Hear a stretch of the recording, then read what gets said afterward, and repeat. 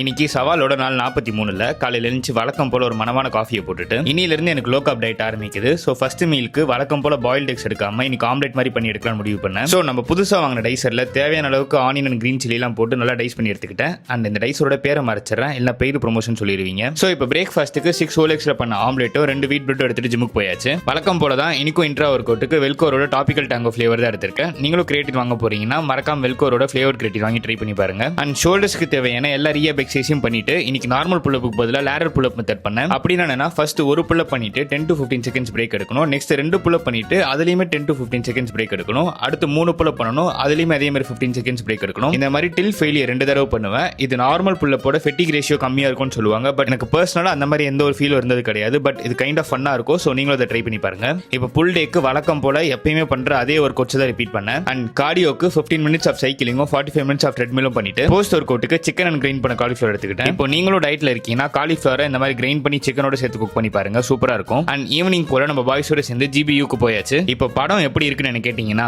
அதை நான் சொல்றதுக்கு பதிலாக படம் பார்த்து நீங்களே கமெண்ட்ல சொல்லிட்டு போங்க. அப்புறம் கடைசியா ஒரு டீயோட நாளை முடிச்சுக்கிட்டேன்.